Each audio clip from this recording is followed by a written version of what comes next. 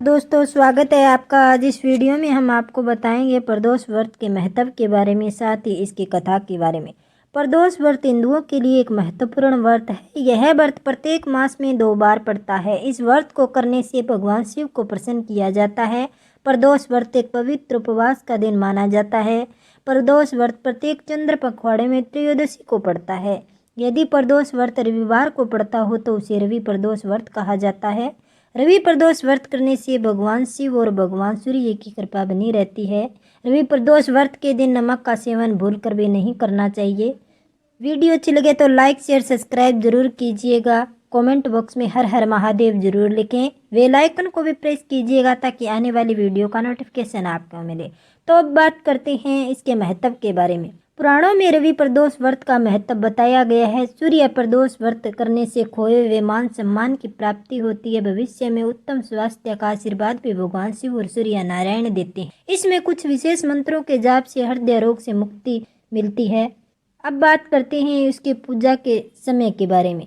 रवि प्रदोष व्रत में भगवान शिव की पूजा शाम के समय सूर्यास्त से लगभग 45 मिनट पहले और सूर्यास्त के लगभग 45 मिनट बाद तक होती है। अब बात करते हैं इसकी कथा के बारे में। एक गांव में गरीब ब्राह्मण परिवार रहता। उस ब्राह्मण की पत्नी प्रदोष व्रत विधि पूर्वक करती थी। एक दिन उसका बेटा कहीं गांव से बाहर जा रहा था, तभी रास्ते में कुछ चोरों ने उसे घेर लिया। चोरों ने उसकी पोटली छीन ली और उससे अपने घर के गुप्त धन के बारे में बताने को कहा। बालक ने कहा कि पोटली में रोटी के अलावा कुछ भी नहीं है और उसका परिवार बहुत ही गरीब है। उसके घर में कोई गुप्त धन नहीं है। चोरों ने उसे छोड़ दिया और आगे बढ़ गए। वह बालक नगर में एक बरगद के पेड़ के नीचे छाया में सो गया। तभी राजा के सिपाही चोरों को खोजते हुए वहां आ गए और उस बालक को चोर समझकर ले जाकर जेल में बंद कर दिया। सूर्यास्त के बाद जब बालक घर नहीं पहुंचा तो उसकी माँ परेशान हो गई।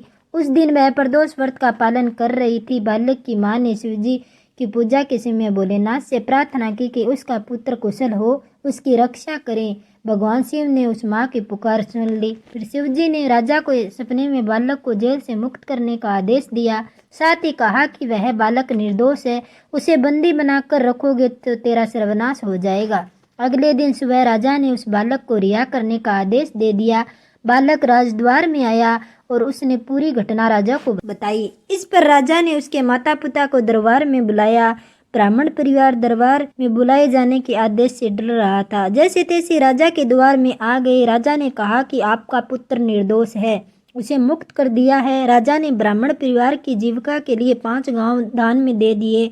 भगवान शिव की कृपा से वह ब्राह्मण परिवार सुखपूर्वक रहने लगे, जीवन व्यतीत करने लगे। इस प्रकार से प्रदोष व्रत की महिमा का व्याख्यान किया गया। वीडियो अच्छी लगे तो लाइक शेयर सब्सक्राइब जरूर कीजिएगा। कमेंट बॉक्स में हर हर महादेव जरूर लिखें। बेल आइकन को भी प्रेस कीजिएगा ताकि आने वाले वीडियो का नोटिफिकेशन आपको मिले। धन्यवाद।